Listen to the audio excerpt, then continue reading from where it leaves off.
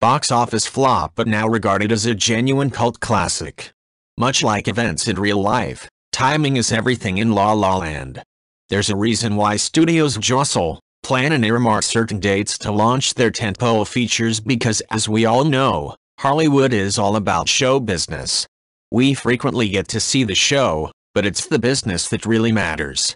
Without even paying close attention to it, it's very likely that you're aware of the significance that film studios place on launching their movies on particular dates, Labor Day, the July 4th weekend, etc. Hell, the way we even consume film is dictated by the calendar. It's not a coincidence that big blockbusters and kiddie-friendly films are released around the summer and Christmas holidays, but in some cases, timing can be a real bitch.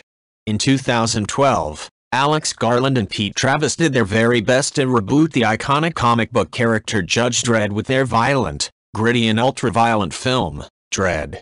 It flopped at the box office as its $50 million budget only recouped about $35 million in domestic and foreign ticket sales. This being said, much like The Shawshank Redemption, The Bourne Identity and Event Horizon, Dredd found its audience on DVD, and since then, it's rightfully being hailed as a cult classic. Set in a dystopian future that depicts America as an irradiated wasteland, Dredd is uncompromising, tough and something of a triumph, to quote The Guardian's review. On the East Coast of America, running from Boston to Washington, D.C., lies megacity, one a vast, violent metropolis where criminals rule the chaotic streets. The only force of order lies with the urban cops called judges, who possess the combined powers of judge, jury and instant executioner.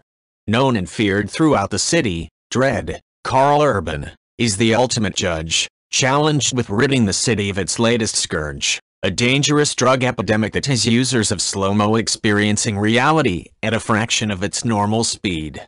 You might think that a gory, visceral and action-packed sci-fi isn't a critical darling, but it is. A wickedly dark comic streak breaks up the vivid violence and relentless bleakness of Dredd 3D. The standard Dredd is like a gun, not everyone likes them and they're only good for one thing, but they do that one thing really, really well. USA Today, while not for the squeamish, Dredd 3D is an effectively gritty B-movie accentuated by stylish visuals and irreverent humor. Hollywood Reporter: Dredd 3D constantly impresses on a visual level, with a gritty style more akin to cult hits like District 9 or 28 Days Later than to standard Hollywood comic book blockbusters. Okay, the critics like it, and Dredd also taps into a genre that's beloved by film fans. So what went wrong at the box office? Karl Urban has offered his own opinion on that. Dredd represented a failure in marketing. I saw the tracking of that film weeks before it came out, and the fundamental problem was no one knew it was being released. Once it came out on DVD and it sold 750,000 copies in the first week alone in North America alone, it was very clear that the audience had discovered it, he said. Even in cases like this, some films can still thrive at the box office due to the star power of the cast involved.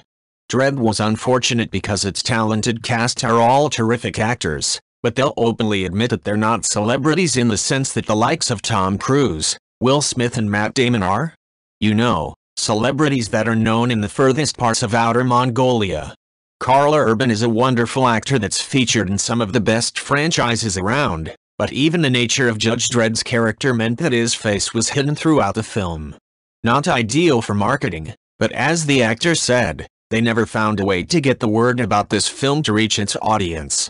In fact, Urban's performance is so good that you'll be begging for a follow-up. If you like this video, please leave a like and subscribe.